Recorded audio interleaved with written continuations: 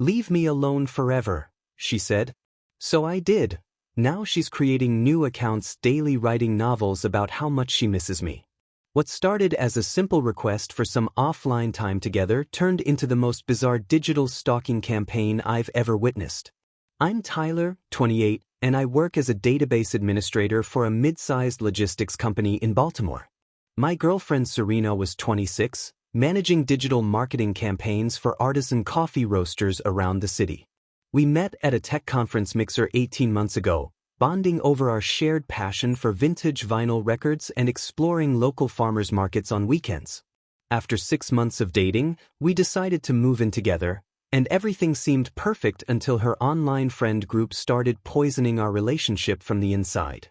I should have realized something was wrong when Serena began spending more time discussing our relationship in group chats than actually talking to me about any issues we might have had.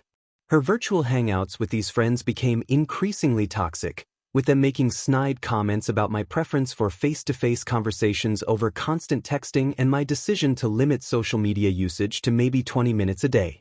I wasn't anti-technology by any means, considering my profession, but I believed that real connections happened when people actually looked at each other instead of staring at screens all evening. These online friends saw my perspective as some kind of personal attack on their entire digital lifestyle. The tension escalated when I suggested we try a weekend without phones, just the two of us exploring some antique shops and maybe catching a live jazz performance downtown. Serena initially seemed excited about the idea, but after discussing it with her online collective during their nightly video chat session, she returned with concerns about how this might represent some form of digital control. According to her friends, my suggestion was evidence that I was trying to isolate her from her support network and force her into an unhealthy relationship dynamic. I found this interpretation completely baffling, since I was simply hoping we could spend quality time together without the constant buzz of notifications and the pressure to document every moment for social media consumption. Her friends convinced her that my limited Instagram presence and reluctance to participate in their group chats meant I was hiding something or attempting to manipulate her through strategic digital withdrawal. They claimed that healthy modern relationships required complete transparency across all platforms, and that my preference for keeping our private moments actually private was a major red flag that demanded immediate intervention. The most vocal critic was Brianna, someone Serena had never met in person but considered her closest confidant after 2 years of daily messaging and video calls. Brianna had strong opinions about every aspect of Serena's life, from her career choices to her weekend plans, and she seemed particularly invested in analyzing our relationship dynamics through the lens of social media behavior patterns. I watched Serena become increasingly anxious about our interactions, constantly second-guessing whether my actions matched what Brianna's online relationship guide suggested were healthy boyfriend behaviors. When I brought her flowers from the farmer's market, she questioned whether I was love-bombing her. When I suggested we cook dinner at home instead of going out, she wondered if I was trying to isolate her from public spaces where she might meet other people. Every gesture of affection became a potential manipulation tactic, according to the relationship advice she was receiving from people who had never spent time with us as a couple. I found myself walking on eggshells, trying to navigate a relationship where my girlfriend was essentially crowdsourcing her emotional responses to my behavior. The irony wasn't lost on me that in trying to prove I wasn't controlling, I was being controlled by the opinions of strangers who had never seen us interact outside of carefully curated social media posts and secondhand stories filtered through Serena's particular perspective. What frustrated me most was that these friends claimed to care about Serena's well-being while encouraging her to distrust the person who was actually present in her daily life, supporting her career goals, and building something real with her beyond the superficial connections that existed only through screens and comment sections. The breaking point came 3 weeks later when I suggested we try that digital detox weekend I'd mentioned before, thinking it might help us reconnect without the constant interference from her online audience. Serena's reaction was immediate and intense, as if I'd asked her to cut off her right hand or abandon her career entirely. She told me that her friend collective had been discussing my suggestion in their private group chat, and they'd reached a unanimous conclusion that this represented clear evidence of technological oppression and emotional manipulation designed to isolate her from her support system. Brianna had been particularly aggressive in her analysis, sending Serena dozens of articles about digital abuse and control tactics, highlighting specific passages about how abusive partners often try to limit their victims' access to outside perspectives and communication channels. According to their group discussion, my limited Instagram presence wasn't just a personal preference but a calculated strategy to maintain mystery and control while preventing Serena from having a complete picture of my social connections and daily activities. They interpreted my reluctance to join their group chats as evidence that I was hiding something significant, possibly other relationships or concerning political views that might change how Serena perceived me. The more Serena explained their reasoning, the more I realized that these people had constructed an elaborate narrative about my character based entirely on speculation and their own prejudices about men who didn't perform their entire lives online for public consumption. Brianna had convinced Serena that my preference for face-to-face conversations over texting was actually a manipulation tactic designed to prevent her from having written records of our discussions, which could supposedly be used as evidence if I ever became abusive or controlling in more obvious ways. They'd analyzed our relationship timeline and determined that my suggestion of moving in together had happened too quickly, interpreting this as love bombing followed by isolation tactics, even though Serena had been equally enthusiastic about taking that step and had actually brought up the idea first during one of our farmers market visits. What struck me as most absurd was that these friends claimed to be protecting Serena's independence while actively undermining her ability to make her own decisions about our relationship. During our confrontation, Serena finally revealed the core issue that her digital community had become more important to her than our actual relationship because she'd invested 4 years building these online connections, while I represented only 18 months of romantic experimentation that might not have long-term potential. She explained that maintaining her follower engagement and group dynamics required constant content and emotional investment, and my presence in her life had become a complicating factor that her friends couldn't easily monetize or transform into shareable relationship advice. I listened to this explanation with growing clarity about what our relationship had actually meant to her, realizing that I'd been competing not with other men but with the validation and sense of purpose she derived from her online persona and digital friendships. When I calmly responded that if her followers' engagement metrics and Brianna's approval mattered more than our genuine connection, she should absolutely prioritize her digital presence and find someone who would be happy to perform their relationship for her audience's entertainment, Serena seemed genuinely shocked that I wasn't fighting harder to prove my worth or begging her to reconsider her priorities. The argument reached its culmination when Serena decided to live-stream our breakup conversation to her friend group, holding her phone up and providing real-time commentary about my reactions while I quietly gathered my belongings and prepared to leave our shared apartment. I found myself in the surreal position of being recorded and analyzed by strangers while ending what I'd thought was a meaningful relationship, watching Serena perform grief and victimhood for her digital audience rather than actually processing the end of our time together. The most disturbing aspect of this live-streamed breakup was hearing Brianna's voice through the phone speakers, providing real-time commentary and encouragement as if she were directing a reality television show rather than witnessing the end of an actual relationship.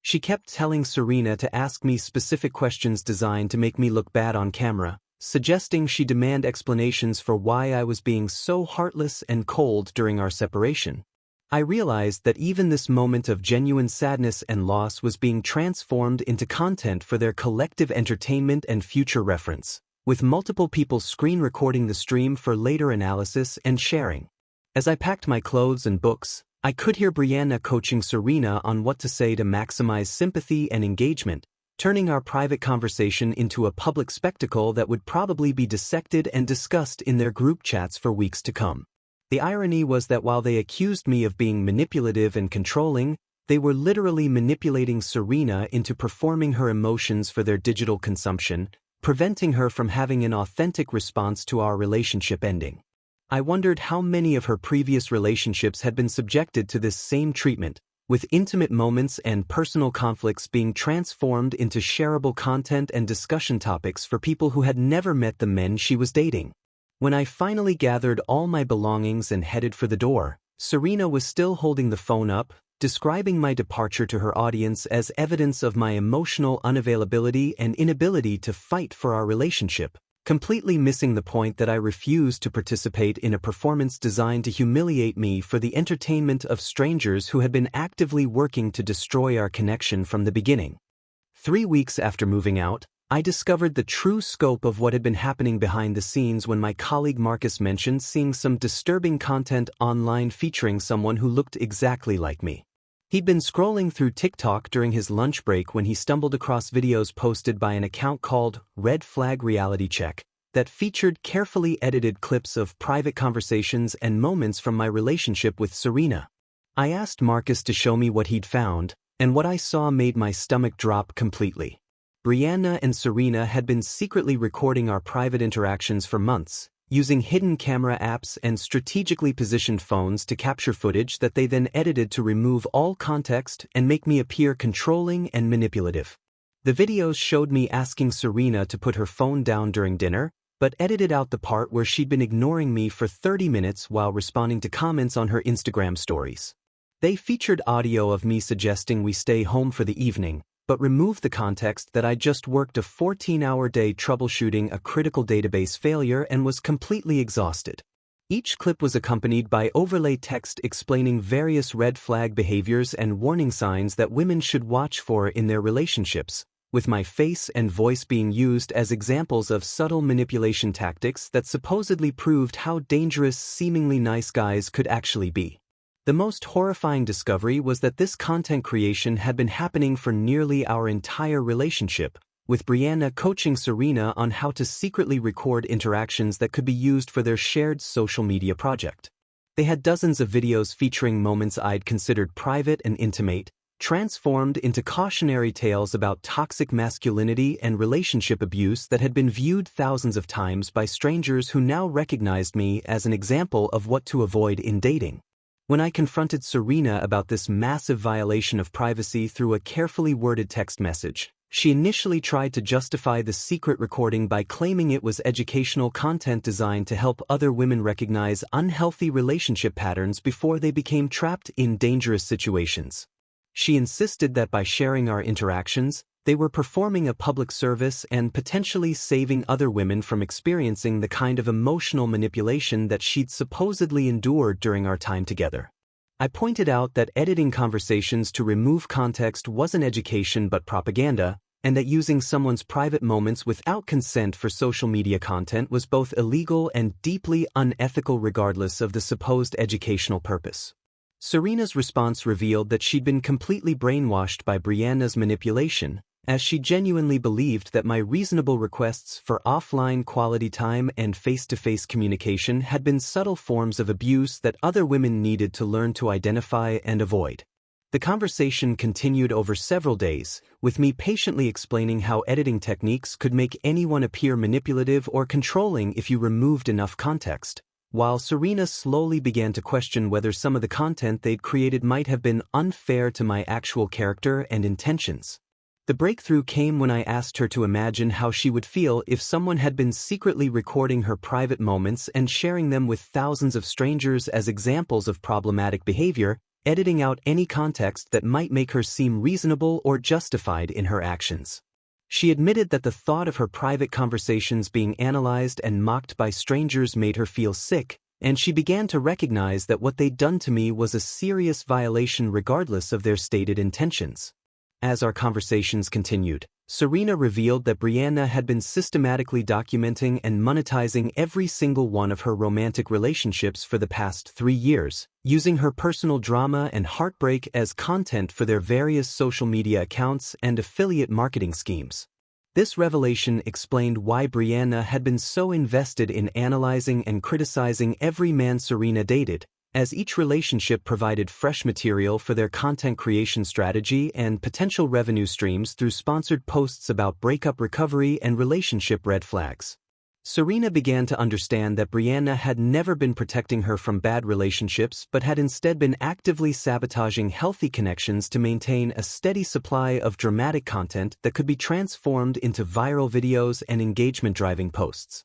The pattern had been consistent across multiple relationships, Brianna would identify potential issues or incompatibilities, magnify them through strategic questioning and article sharing, encourage Serena to document problematic moments, and then help her create content about why the relationship was toxic and needed to end. Each breakup became a content series featuring reflection posts, recovery tips, and cautionary tales about specific types of men that women should avoid, with Brianna monetizing the entire emotional journey through affiliate links and sponsored relationship coaching services. What made this manipulation particularly insidious was that Brianna had convinced Serena that this content creation was empowering other women and building a valuable personal brand, when it was actually preventing her from developing genuine connections and learning how to navigate normal relationship challenges without external interference. Serena admitted that she'd started to question her own judgment about men completely, relying on Brianna's analysis instead of her own feelings and experiences,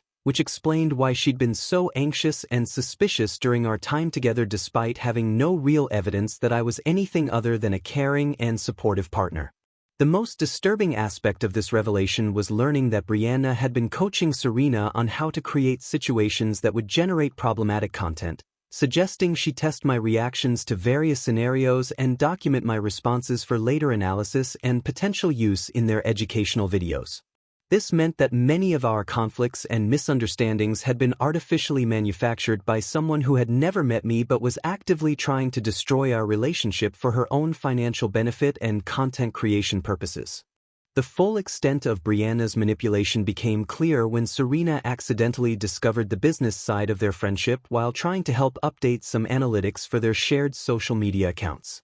She'd been given temporary access to Brianna's content management dashboard to upload some new posts, but mistakenly clicked into the revenue analytics section that revealed thousands of dollars in monthly income generated specifically from content featuring Serena's relationship drama and breakup stories. The dashboard showed detailed breakdowns of which types of posts performed best financially, with relationship conflict content and breakup recovery videos generating significantly higher engagement rates and affiliate commission payments than any of their other material. Serena found spreadsheets tracking her emotional cycles, noting which personal crisis moments had translated into the most viral content and profitable sponsored post opportunities over the previous 2 years of their collaboration. What shocked her most was discovering that Brianna had been actively pitching her personal story to various brands and relationship coaching services, essentially selling Serena's heartbreak and vulnerability as marketing material for companies selling breakup recovery courses,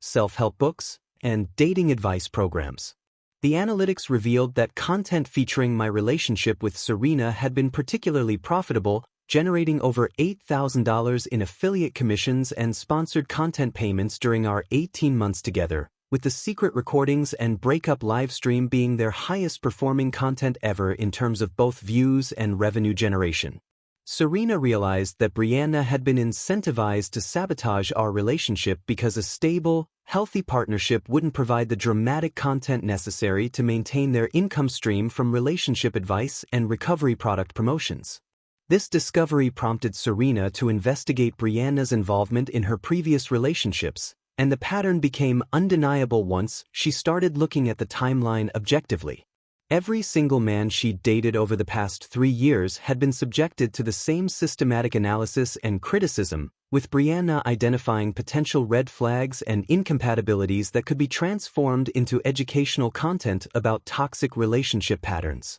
Her ex-boyfriend Marcus had been labeled controlling because he preferred planning dates in advance rather than making spontaneous decisions. David was deemed emotionally unavailable because he didn't share his feelings immediately after meeting her.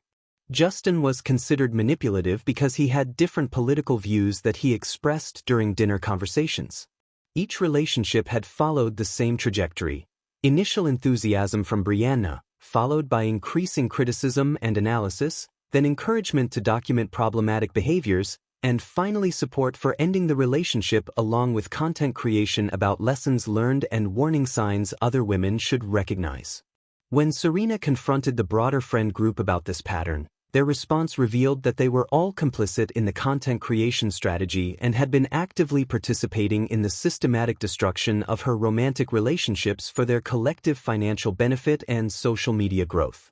Instead of showing remorse or concern for how their actions had affected her personal life, they immediately became defensive and accused Serena of betraying their friendship by questioning their methods and motivations. Brianna quickly shifted into damage control mode, claiming that their content had always been about empowering women and that Serena was being manipulated by me even after our breakup if she couldn't see the value in what they'd built together. The group began creating posts about toxic relationship recovery and how abusive ex-partners often try to turn their victims against supportive friends who were trying to protect them from harm. They suggested that Serena's sudden criticism of their content strategy was evidence that I was still exerting psychological control over her decisions, even though we hadn't spoken in weeks except for the text conversation about the secret recordings.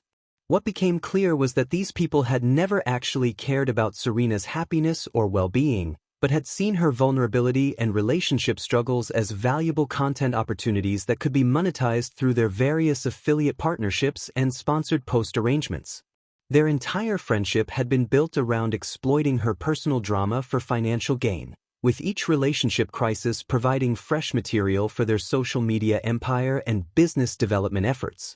The most devastating realization for Serena was understanding that she'd lost genuine connections with multiple good men because of advice and interference from people who had financial incentives to keep her single and emotionally unstable, since stable relationships didn't generate the kind of dramatic content that their audience craved and advertisers were willing to pay for.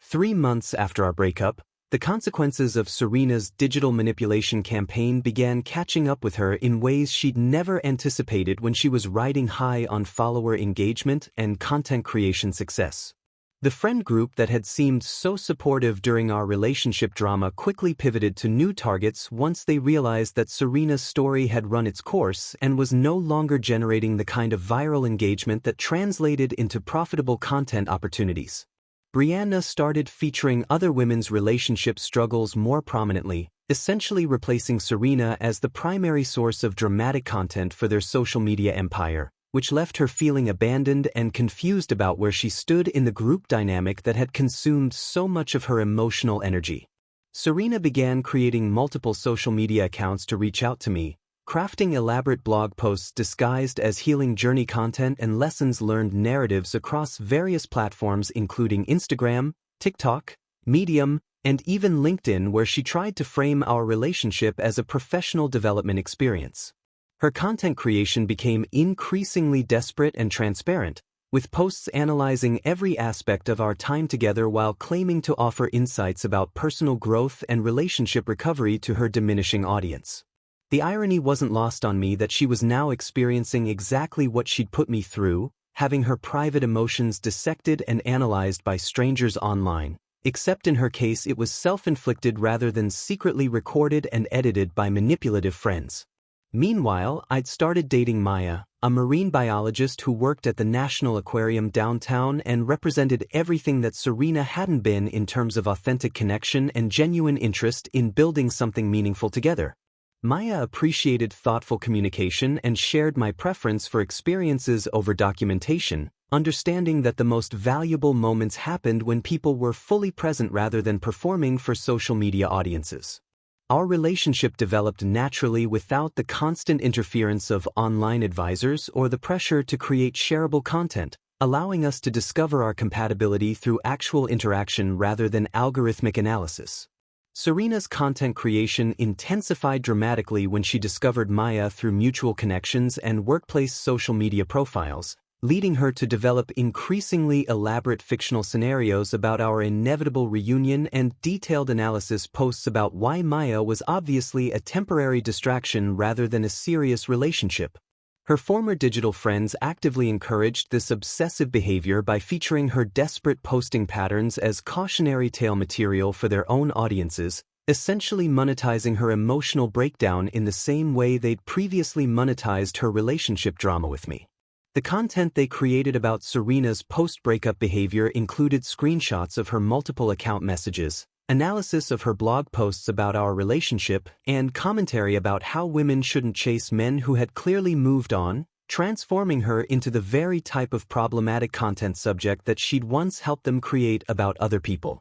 What made this situation particularly cruel was that Brianna and the group were generating revenue from both sides of Serena's emotional journey, having profited from destroying our relationship and now profiting again from documenting her desperate attempts to rebuild what they'd helped her tear down through their systematic manipulation and interference. The content creation cycle had become completely self-sustaining, with Serena's increasingly erratic behavior providing fresh material for relationship recovery warning posts and cautionary tales about what happens when women don't properly process breakups according to their approved methodologies. Her multiple account creation and elaborate blog posts were screen captured and analyzed as examples of unhealthy coping mechanisms and digital stalking behavior, with Brianna positioning herself as an expert on helping women avoid these problematic patterns while simultaneously encouraging the very behaviors that generated profitable content opportunities. The psychological manipulation was extraordinary in its complexity and cruelty,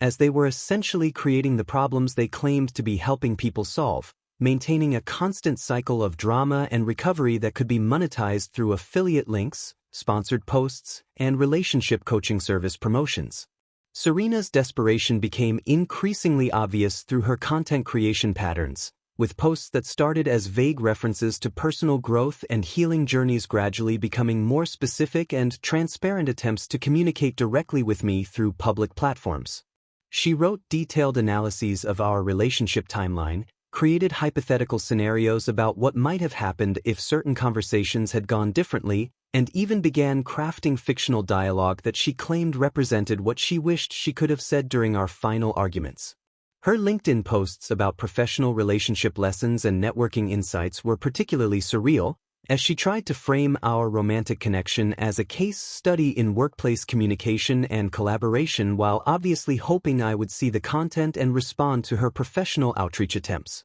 Maya found these posts amusing rather than threatening, understanding that Serena's behavior reflected her own emotional instability rather than any real threat to our developing relationship, and she encouraged me to maintain complete digital boundaries while documenting the harassment in case legal intervention became necessary. The contrast between Serena's public desperation and Maya's private confidence highlighted the fundamental differences between someone who needed external validation to feel worthy of love and someone who brought her own sense of self-worth to our relationship dynamic.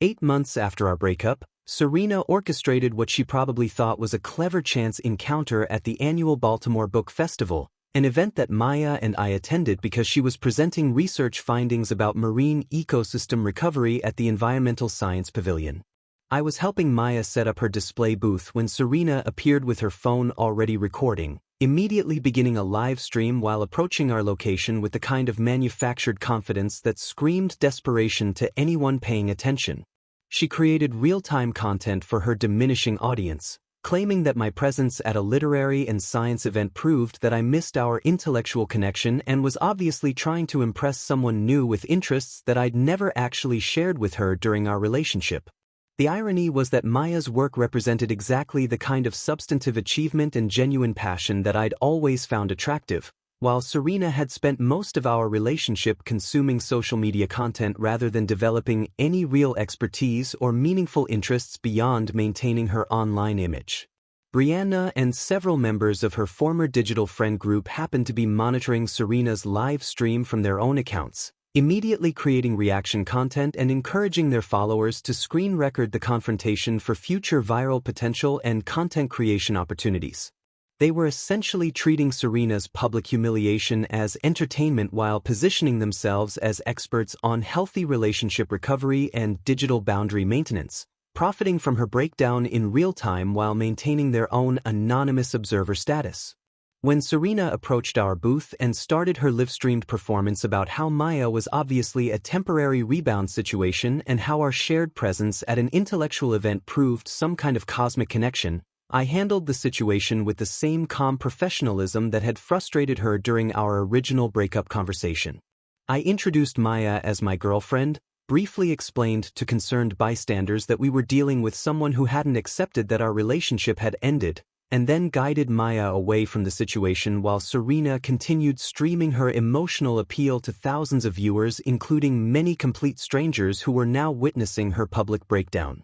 The most disturbing aspect of this confrontation wasn't Serena's behavior itself, but watching her perform vulnerability and heartbreak for an audience that included people actively mocking her desperation while simultaneously encouraging her to continue creating this kind of content for their own entertainment and monetization purposes. Maya handled the entire situation with remarkable grace, understanding that Serena's actions reflected her own unresolved issues rather than any real threat to our relationship, and she suggested we document the harassment in case legal intervention became necessary to protect our privacy and safety. The aftermath of this public confrontation revealed the true nature of Serena's former friend group, as they immediately began creating analysis content about the encounter while positioning themselves as relationship experts who could help other women avoid making similar mistakes in their own post-breakup recovery processes. They featured screen recordings of Serena's livestream as examples of what not to do when encountering an ex-partner with someone new,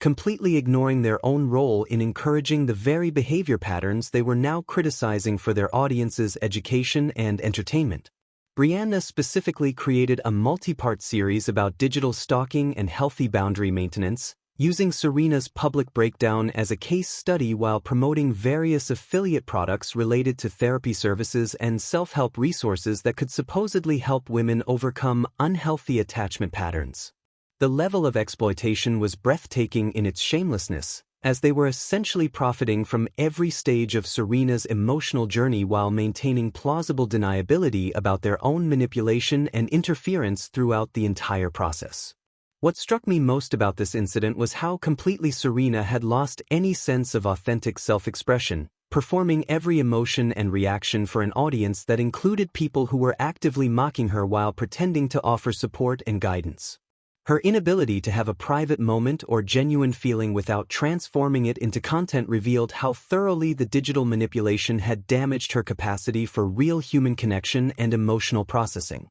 The contrast with Maya's authentic presence and genuine confidence couldn't have been more stark, as she represented everything that Serena could have been if she hadn't allowed herself to be consumed by the need for external validation and online performance. 14 months after our breakup, I proposed to Maya during a quiet weekend retreat at a Chesapeake Bay cabin that we'd rented specifically because it had no cell service and limited internet access, allowing us to focus entirely on each other without the constant digital distractions that had poisoned my previous relationship. Maya said yes while we were watching the sunrise over the water, and we spent the morning making plans for an intimate ceremony that would prioritize meaningful connection over social media documentation, with a strict no-phone policy that would ensure our wedding remained a private celebration rather than a content creation opportunity. Meanwhile, Serena continued creating multiple new accounts across various platforms daily, writing elaborate fanfiction-style posts about our relationship while remaining completely isolated from both her former online friends and any potential new romantic connections due to her well-established reputation for exploiting personal relationships for digital content creation. Her desperation had become legendary within the Baltimore social media community, with local dating groups specifically warning members about her tendency to document and share private interactions without consent, effectively blacklisting her from the very digital spaces where she'd once felt most powerful and connected. She attempted one final contact through a professional email disguised as a digital marketing collaboration inquiry, claiming that she needed my database expertise for a client project while actually seeking personal reconciliation under the pretense of business networking and professional development opportunities. The email was pathetically transparent in its real intentions, filled with references to our shared history and subtle hints about how much she'd learned from her mistakes, while maintaining the fiction that this was purely a career-related request that had nothing to do with her obvious ongoing obsession with rebuilding our personal connection. I forwarded the message to Maya, who encouraged maintaining complete digital boundaries and suggested we block all of Serena's known accounts while focusing on planning our intimate wedding ceremony with family and friends who actually supported our relationship rather than trying to exploit it for their own purposes. We spent the following weeks creating a guest list of people who valued authentic connection over digital performance, planning a celebration that would be remembered for the love we shared rather than the content it could generate for social media algorithms and engagement metrics.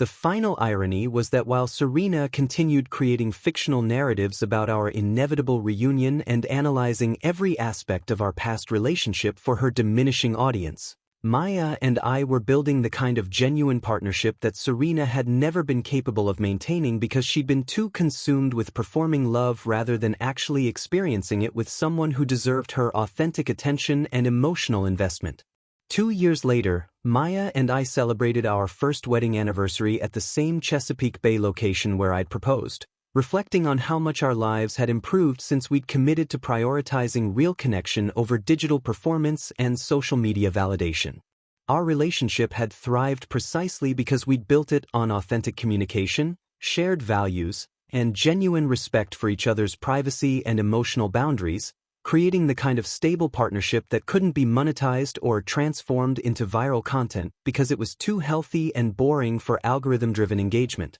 Meanwhile, Serena's digital presence had gradually faded into irrelevance as her content creation became increasingly repetitive and desperate, with her former audience losing interest in the same recycled relationship analysis and fictional reunion scenarios that she'd been posting for months without any new developments or genuine insights. The community that had once enabled her manipulation and exploitation had moved on to fresh drama and more profitable content creators, leaving her isolated in the very digital spaces where she'd once felt most powerful and influential, surrounded by automated engagement and purchased followers rather than genuine human connections. Her attempt to rebuild her social media presence around relationship coaching and personal growth content failed spectacularly when potential clients researched her background and discovered her history of exploiting private relationships for public consumption, destroying any credibility she might have had as someone qualified to offer advice about healthy partnership dynamics and emotional boundaries.